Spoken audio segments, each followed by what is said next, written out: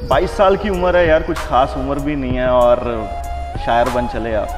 सब कुछ बताया जाए तो अच्छा रहेगा, अब कुछ ना छुपाया जाए तो अच्छा रहेगा। अदालत सजी है तेरे मोहल्ले में तो कोई गिला नहीं, गवाह मेरे मोहल्ले से भी बुलाए जाए तो अच्छा रहेगा।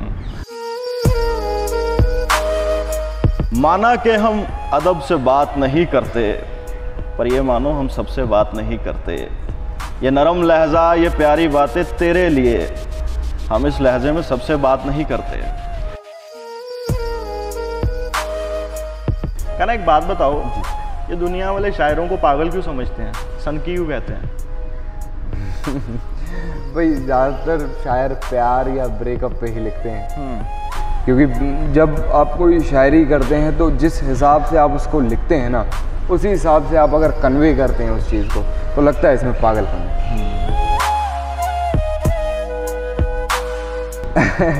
एक मतलब दोस्त थी मेरी जिससे मतलब सभी दोस्त थे, हाँ दोस्त अच्छा। ही कहूँगा मैं, थी लग गया उसके पीछे है भी ये समझ लीजिए। सबको ऐसा लगता था कि भाई इनमें अलग ही प्यार चल रहा है।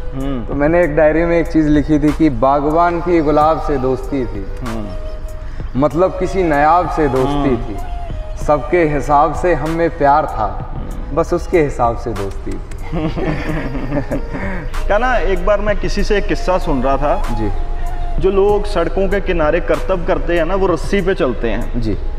तो जो बच्चा छोटा सा रस्सी पर चल रहा था, उसके पिताजी नीचे बैठे हुए उसे देख रहे थे। जब वो डंडा लेकर के चल रहा था तो वो नीचे नज़र झुका करके अपने फादर साहब से पूछता है कि हाँ जी पिताजी कैसी रही? तो पिताजी का आगे से जवाब था कि अभी थोड़ी कसर रही। बाप की ये अहमियत है। बिल्कुल। मेरे पिताजी एक बात कहते हैं, जिस दिन आपने ये सोच लिया ना कि मैंने बहुत कुछ ले लिया है कि अब करने की ज़रूरत नहीं है, उस दिन ही पब्लिक आपको दे के मार देगी, उस दिन आप ज़ीरो हो जाओ। फादर साहब बैठे थे मेरे साथ, उन्होंने मेरे को बताया कि लड़का ये कर रहा है, मेरी तेरी गज़ल सुनाई मुझे उन्होंने। मेरे मुंह पे कभी तारीफ़ नहीं, वैसे मेरे साथ बहुत फ्रेंडली हैं, बट कभी भी इस प्रोफेशन में कभी भी मेरे मुंह पे तारीफ़ नहीं, बिल्कुल भी नहीं, और उसे सुनने को मिलता है।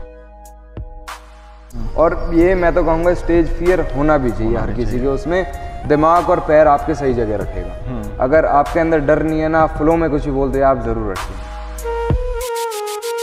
तहजीब हाफी तुझे पाने में मसला ये है, तुझे होने के वसवसे रहेंगे, तुझे छूने के बाद क्या होगा, देर तक हाथ कांपते होंगे। कि जब से तेरी सोहबत में रह रहा है बुरा लग रहा है, अब थक कर तुझसे ये कह रहा है बुरा लग रहा है। जिनके इशारों से मौसम के रुख बदलते थे, जिनके इशारों से मौसम के रुख बदलते थे, उन्हीं आंखों से दरिया बह रहा है बुरा लग रहा है। यकीन मान वो तेरी सब बातों पर, यकीन मान वो तेरी सब बातों पर, अच्छा बेशक कह रहा है बुरा लग रहा है। ਤੁਸੀਂ ਜੀ पंजाब हरियाणा हिमाचल ਦੇ ਨਾਲ जुड़ चुके हो। मेरा नाम है लंकेश त्रिखा, ਤੁਹਾਡਾ ਸਾਰਿਆਂ ਦਾ ਇਸਤਕਬਾਲ ਕਰਦਾ ਹਾਂ। मैं उस शख्स ਨੂੰ खुशकिस्मत समझदा जिस ते रब दी इनायत हुंदी है। वो शख्स जो कि फनकार हुंदा है, जिस दे कोल फन हुंदा है। वो फन किसी भी तरीके का हो सकता है। इस कैमरे के पिछे जो कैमरा सामदा पिया उहदा अपना हुनर है, इस कैमरे के इस पासे जो गल करदा पिया उहदा अपना हुनर है। लेकिन शायरां दी जिंदगी थोड़ी अलग हुंदी है। कहते ने शायरां नूं तन्हाई बहुत पसंद होंदी है, पर कई शायर इहो ਜਿਹੇ भी होए ने जो कहते हैं कि असी तन्हाई तो नहीं सीखिया, असी अपने तजुर्बियां तो सीखिया। अज तुहाडी मुलाकात करवानी है 22 सालां दे मुंडे दे नाल, नाम है काना कंबोज।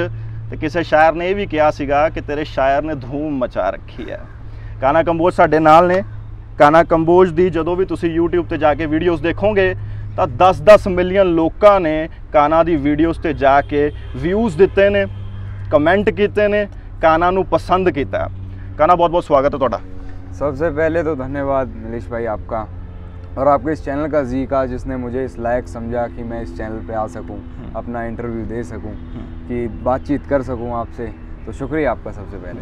काना मुझे ये बात बताओ कि ये नाम के पीछे की कहानी क्या है, क्योंकि ये जब आदमी नाम लेता है ना, कई बार तो ऐसा होता है कि पेन नेम होते हैं, तखल्लुस जुड़ते हैं लोगों के साथ, जैसे साहिर लुधियानवी हो गए और तमाम शायर जितने भी हुए हैं। जी जी। नाम की कहानी क्या है? ये बिल्कुल होता है, बट मेरी स्टोरी में थोड़ा अलग है, ऐसा कुछ भी नहीं है।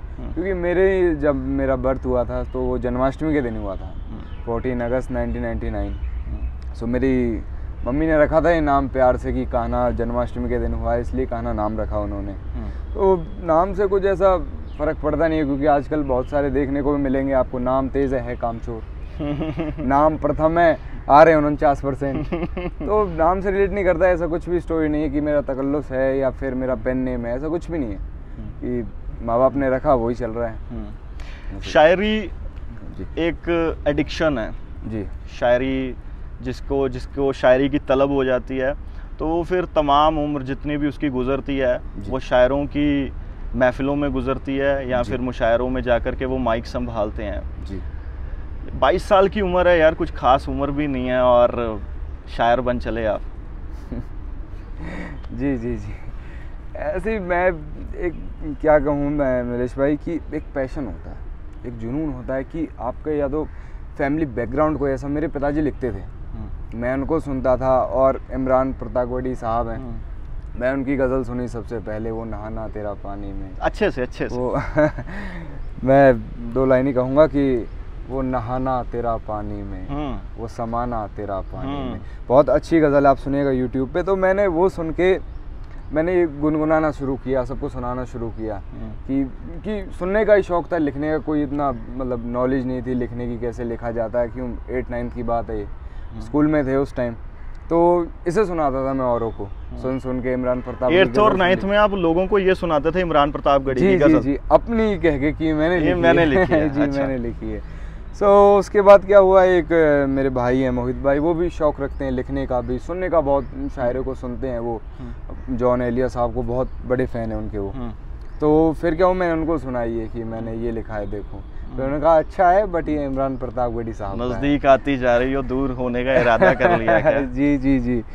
आपने एक चीज़ का जिक्र किया कि आपके पिताजी भी लिखते हैं। जी जी जी, ये बहुत कम लोगों को पता होगा शायद इस बारे में, बहुत रेयर किसी को पता होगा, वो किसी से शेयर नहीं करते, क्योंकि वो जैसे गांव देहात से हैं तो वहाँ पर कोई इसमें करियर नहीं होता, ना घर वाले सपोर्ट करते हैं।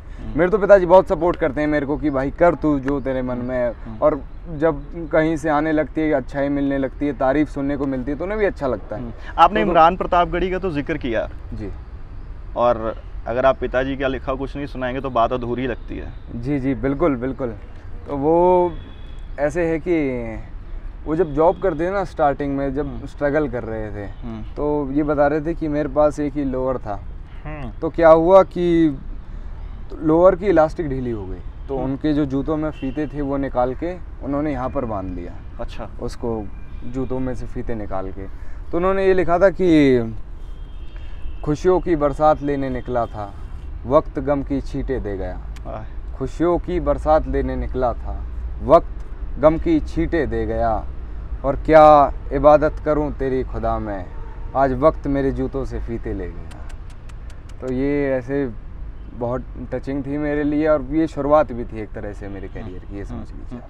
कान्हा, अगर ये ओपन माइक ना होते जी तो कान्हा कहाँ होता?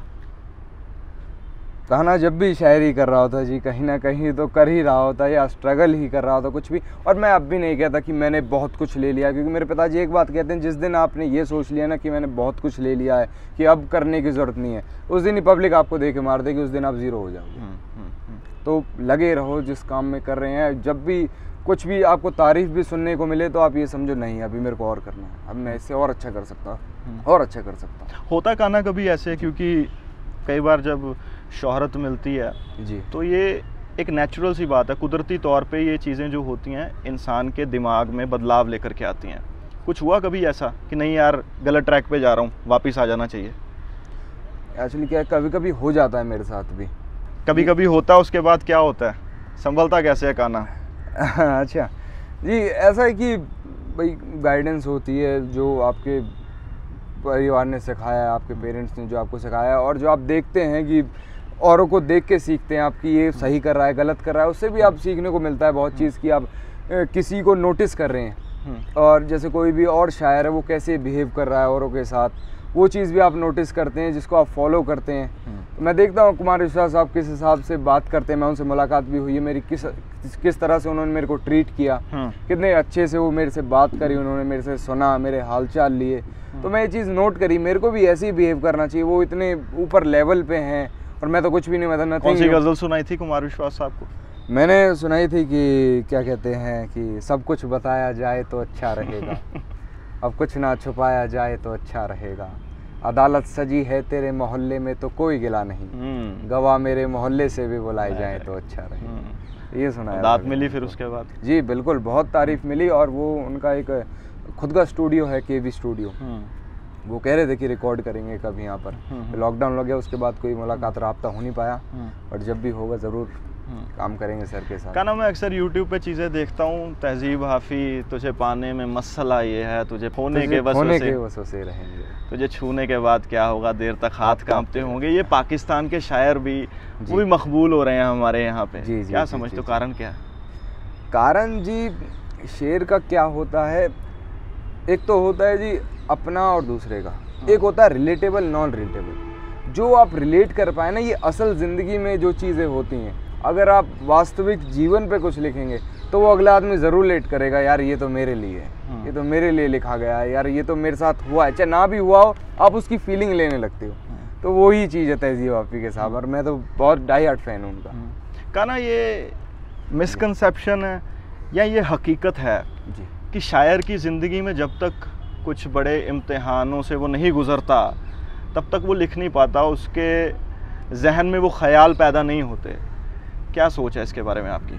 नहीं, ऐसा मेरा मानना थोड़ा डिफरेंट है कि ऐसा नहीं है, ये आपको गॉड गिफ्ट होता है हर चीज़। अगर आपका ये है कि ब्रेकअप के बाद ही आप लिखना शुरू करेंगे, तो बहुत सारे ऐसे कवि हैं जो स्टार्टिंग से ही क्या कहते हैं, जिनका इसमें रहा है, मतलब स्कूल टाइम से, वो बचपन से ही लिखना शुरू कर दिया था जिन्होंने। और ब्रेकअप के बाद तो आदमी नशा ही कर सकता है, या ज़्यादा से ज़्यादा किसी को कॉपी करके सुना सकता है, और कुछ नहीं, इससे ज़्यादा कुछ नहीं। ये गॉड गिफ्ट होता है हर किसी को, ये टैलेंट गॉड गिफ्ट होता है। अकेला रहना कितना ज़रूरी है? अकेला रहना ज़रूरी है भी और नहीं भी। अगर आपको खुद को पहचानना है तो आपको मेडिटेशन बहुत ज़रूरी है, अकेले में बैठ के, और हर चीज़ सोचनी चाहिए आपने पूरे दिन में क्या किया, क्या गलत किया, क्या सही किया। मैं हर दिन ये रात को सोचता हूँ कि भाई, मतलब डायरी मेरा लिखने का शौक़ है, मैं लिखता हूँ डेली कि मैंने क्या किया, दिन में क्या हुआ, और मैं सोचता हूँ यार क्या मैंने उसके साथ गलत बिहेव किया, ऐसे मेरे को नहीं करना चाहिए, अगली बार मेरे को मिले तो मैं ऐसे रिएक्ट नहीं करना है मेरे। डायरी का कोई किस्सा? डायरी का कोई किस्सा कि एक मतलब दोस्त थी मेरी, जिससे मतलब सभी दोस्त थे। हाँ, दोस्त ही कहूँगा मैं। थी लग गया उसके पीछे? है भी, ये समझ लीजिए। सबको ऐसा लगता था कि भाई इनमें अलग ही प्यार चल रहा है। तो मैंने एक डायरी में एक चीज़ लिखी थी कि बागबान की गुलाब से दोस्ती थी, मतलब किसी नायाब से दोस्ती थी, सबके हिसाब से हम में प्यार था, बस उसके हिसाब से दोस्ती थी। तो ये किस्सा है जी, छोटा सा। तो जब अकेले रहते हो, ये जो मेडिटेशन का आपने बताया जी, क्या तरीका है मेडिटेशन का कान्हा के लिए? मेडिटेशन का इसमें क्या ही तरीका है, बस अपनी आवाज़ को सुने, मतलब बैठ जाएं एक जगह और किसी भी साउंड को रिएक्ट ना करें, किसी पे भी एक जगह फोकस, किसी भी चीज़ पे, जिस चीज़ में भी आप शायरी लिखना चाहते हैं या किसी भी चीज़ में जिसमें आपका पैशन है, उस चीज़ को सोचें बस आंख बंद करके, और उसमें चले जाएं। बस शायरी कर रहे हैं आप, या स्टेज पे हैं आप, क्राउड को फेस कर रहे हैं, या आप किसी से मुलाकात कर रहे हैं, शायर से आप कैसे बात कर रहे हैं, ये सब चीज़ें।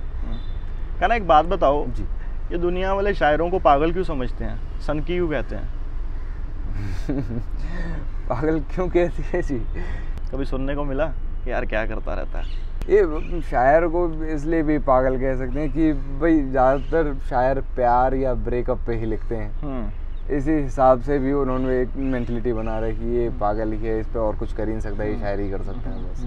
क्योंकि जब आप कोई शायरी करते हैं तो जिस हिसाब से आप उसको लिखते हैं ना, उसी हिसाब से आप अगर कन्वे करते हैं उस चीज़ को, तो लगता है इसमें पागलपन है। कहना कुछ खास हो जाए यार, जो आज तक लोगों तक नहीं पहुंचा हमारे प्लेटफॉर्म पे। अच्छा, कोई गज़ल? कुछ भी कि जब से तेरी सोहबत में रह रहा है, बुरा लग रहा। अब थक कर तुझसे ये कह रहा है, बुरा लग रहा है कि जब से तेरी सोहबत में रह रहा है, बुरा लग रहा है। अब थक कर तुझसे ये कह रहा है, बुरा लग रहा है। जिनके इशारों से मौसम के रुख बदलते थे, जिनके इशारों से मौसम के रुख बदलते थे, उन्हीं आँखों से दरिया बह रहा है, बुरा लग रहा है। यकीन मान वो तेरी सब बातों पर, यकीन मान वो तेरी सब बातों पर, अच्छा बेशक कह रहा है, बुरा लग रहा है। और मेरी जान अब तुझसे नफरत ही करूँगा मैं, मेरी जान अब तुझसे नफरत ही करूँगा मैं, बात ये कान्हा कह रहा है, बुरा लग रहा है। कान्हा, एक बार मैं किसी से एक किस्सा सुन रहा था जी। जो लोग सड़कों के किनारे करतब करते हैं ना, वो रस्सी पे चलते हैं जी। तो जो बच्चा छोटा सा रस्सी पर चल रहा था, उसके पिताजी नीचे बैठे हुए उसे देख रहे थे। जब वो डंडा लेकर के चल रहा था तो वो नीचे नज़र झुका करके अपने फादर साहब से पूछता है कि हाँ जी पिताजी कैसी रही। तो पिताजी का आगे से जवाब था कि अभी थोड़ी कसर रही। बाप की ये अहमियत है। बिल्कुल। तो ये रिश्ता जो आपका आपके फादर साहब के साथ है, वो खुद भी लिखते रहे हैं जी। शायरियाँ पसंद आती हैं उन्हें लिखी हुई, और कौन सी आती है, और कैसे बताते हैं कि नहीं भाई साहब अभी थोड़ी कसर रही?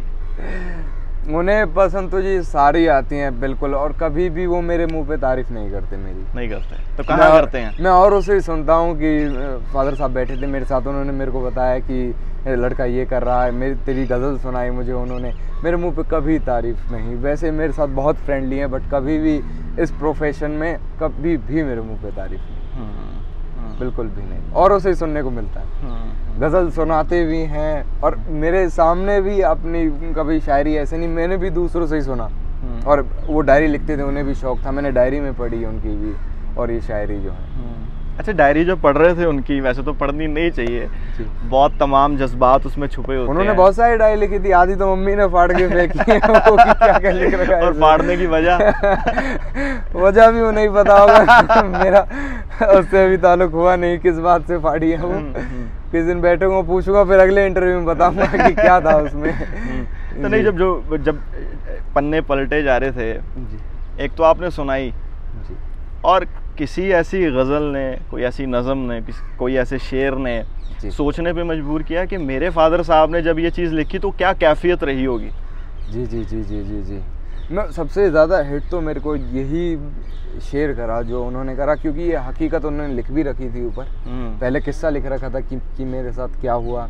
वो 7 किलोमीटर जाते थे पैदल, 7 किलोमीटर आना था उनको, पैदल जाते, 2 रुपये बचाते थे कि भाई खाना आता था, क्योंकि 2 रुपये में सुबह का और शाम का 2 रुपये में पूरी थाली मिल जाती थी मुझे, और 2 रुपये ही ऑटो का किराया था, तो मैं वो बचा के जाता था। और उसी टाइम मतलब एक ही लोअर था मेरे पास, वही पहन के जाना, वही पहन के आना। उसकी इलास्टिक ढीली होने पर जूतों के फीते निकाल के यहाँ बांधना, ये बहुत बड़ी बात थी मेरे लिए। इसी से जर्नी शुरू हुई मेरी कि हाँ भाई ये, और वो तो हकीकत पे लिख रहे हैं। और जब ये ओपन माइक के बाद आप बाहर घूमना शुरू किया होगा, बाहर जाते होंगे, किस तरह के परिवर्तन आए, क्या क्या ट्रांसफॉर्मेशंस थी? जी बहुत ट्रांसफॉर्मेशन है, मतलब मेरे साथ भी नहीं, और मतलब पिताजी के साथ भी वाक़ई हो जाता है बिल्कुल कई बार। अच्छा। कि मेरी शायरी सुनता रहता है कोई कि जानता है इसको कौन है, नहीं ये शायर हैं बहुत अच्छे, मैं इनको सुनता हूँ। मैंने कहा अच्छा अच्छा अच्छा ठीक है, सुनता रहे भाई। ऐसा होता है बहुत, मतलब अब तो बहुत चाहने वाले मिल गए हैं, मतलब अलग ही करैक्टर होता है, अलग ही माहौल होता है बिल्कुल। कहीं भी जाता हूँ ओपन माइक्स में जैसे खड़े हो जाते हैं सब, तो पहले कुछ भी नहीं, बहुत तवज्जो मिलती है जहाँ पर भी जाना होता है। जब पहली बार माइक के सामने खड़े हुए थे ओपन माइक में जी, उस वक्त और अब जब जाकर के आप माइक के आगे बोलते हैं जी, डिफरेंस क्या है? डिफरेंस तो जी वो है कि कॉन्फिडेंस का, बट मेरे अंदर डर अब भी रहता है, स्टेज फियर मेरे अंदर अब भी बहुत है। और ये मैं तो कहूँगा स्टेज फियर होना भी चाहिए हर किसी के, उसमें दिमाग और पैर आपके सही जगह रखेगा। अगर आपके अंदर डर नहीं है ना, फ्लो में कुछ ही बोलते आप ज़रूर अटकेंगे। तो स्टेज फियर होना बहुत ज़रूरी है, मेरे अंदर बहुत ज़्यादा है, अब भी है मेरे अंदर, जब ही निकल रही है बातें। जी। सिलसिले को आगे इस तरीके से बढ़ाया जाएगा, कुछ आपसे सुना जाएगा और लोगों को सुनाया जाएगा। जी बिल्कुल। अच्छा, आप भी लिखते हैं क्या? सुना आप भी सुनाएंगे क्या? मैं भी सुनाऊंगा जी ज़रूर ज़रूर। हिज्र में एक रात मैं ऐसे टाल देता हूँ, मैं खुद को जैसे सदमे में डाल देता हूँ। हिज्र में एक रात मैं ऐसे टाल देता हूँ, मैं खुद को जैसे सदमे में डाल देता हूँ। क्या तुम्हें सच में लौट के नहीं आना? क्या तुम्हें सच में लौट के नहीं आना? सोच लो मैं तुम्हें एक और साल देता हूँ। सोच लो मैं तुम्हें एक और साल देता हूँ। जो लोग फूल और खुशबू के बारे पूछते हैं, जो लोग फूल और खुशबू के बारे पूछते हैं, उन लोगों को मैं तेरी ही मिसाल देता हूँ। तेरे मासूम चेहरे पर एक नूर लगाना है, तेरे मासूम चेहरे पर एक नूर लगाना है। सो तेरे कानों में माँ के झुमके डाल देता हूँ। बहुत खूब, शुक्रिया, बहुत बढ़िया, बहुत बढ़िया। और कई बार ये भी कहा जाता है कि कुछ रिश्तों का नमक ही दूरी होता है। तो इजाज़त लेने का वक्त है। जी, लोगों जी, से इजाज़त लेंगे और दोबारा मुलाकात करेंगे। जी ज़रूर। और हमारी तरफ से हमेशा यही दुआ रहेगी कि ये जो बुलंदी को हाथ लगाया, इससे ऊपर भी और मकाम और हैं। बिल्कुल है साहब लंकेश भाई। और तहे दिल से धन्यवाद आपका, जी चैनल का भी, कि आपने इस लायक समझा, इस काबिल समझा कि मैं आपसे रूबरू हो गए कुछ बात कर सकूं। शुक्रिया, तहे दिल से धन्यवाद। मनोज मुंतशिर साहब लिख देने के सुख चैन की ठंडी छाँव तले मुश्किल है यार बसर मेरा। हाय हाय। महलों में कबूतर रहते हैं, ये बाज है पर्वत घर इसका। खैर दोस्तों, ਇਹੋ ਜਿਹੇ ਲੋਕਾਂ ਦੇ ਨਾਲ ਮਿਲਣਾ ਬੜਾ ਜ਼ਰੂਰੀ ਹੁੰਦਾ ਹੈ, ਕਿਉਂਕਿ ਸੋਸ਼ਲ ਮੀਡੀਆ ਦੇ ਉੱਤੇ ਅਕਸਰ ਸਕਰੋਲ ਕਰਦਿਆਂ ਤੁਹਾਨੂੰ ਹਰ ਤਰ੍ਹਾਂ ਦਾ ਮਸਾਲਾ ਮਿਲਦਾ ਹੈ, ਲੇਕਿਨ ਕਈ ਵਾਰੀ ਖੁਰਾਕ ਐਸੀ ਵੀ ਹੋਣੀ ਚਾਹੀਦੀ ਹੈ ਜੋ ਦਿਲ ਨੂੰ ਸਕੂਨ ਦੇਵੇ ਤੇ ਦਿਮਾਗ ਨੂੰ ਇੱਕ ਚੰਗੀ ਤਰ੍ਹਾਂ ਜਿਹੜੀ ਸਿਹਤ ਹੁੰਦੀ ਹੈ ਉਹ ਦਿੱਤੀ ਜਾਵੇ। ਕਾਨਾ ਦੀ ਸ਼ਾਇਰੀ ਤੁਸੀਂ ਪਸੰਦ ਕੀਤੀ ਹੈ, ਕਾਨਾ ਦੀਆਂ ਗੱਲਾਂ ਕਿਸ ਤਰੀਕੇ ਦੀਆਂ ਲੱਗੀਆਂ, ਕਾਨਾ ਨੇ ਆਪਣੇ ਉਹ ਜਜ਼ਬਾਤ ਤੁਹਾਡੇ ਤੱਕ ਪਹੁੰਚਾਏ ਹੈ ਜੋ ਉਹਨਾਂ ਨੂੰ ਆਪਣੇ ਫਾਦਰ ਸਾਹਿਬ ਦੇ ਕੋਲੋਂ ਮਿਲੇ। ਇੰਟਰਵਿਊ ਕਿਸ ਤਰੀਕੇ ਦੇ ਨਾਲ ਲੱਗੀ ਹੈ, ਕਮੈਂਟਸ ਸੈਕਸ਼ਨ ਦੇ ਵਿੱਚ ਆਪਣੇ ਕਮੈਂਟ ਜ਼ਰੂਰ ਪਾ ਦੇਣਾ ਤੇ ਇਸ ਇੰਟਰਵਿਊ ਨੂੰ ਹੋਰ ਲੋਕਾਂ ਤੱਕ ਜ਼ਰੂਰ ਪਹੁੰਚਾ ਦੇਣਾ। ਪਰ ਫਿਲਹਾਲ ਆਪਣੇ ਕਾਸਦ ਲੰਕੇਸ਼ ਤ੍ਰਿਖਾ ਨੂੰ ਦਵੋ ਇਜਾਜ਼ਤ। ਰੱਬ ਤੁਹਾਡੀ ਖੈਰ ਕਰੇ।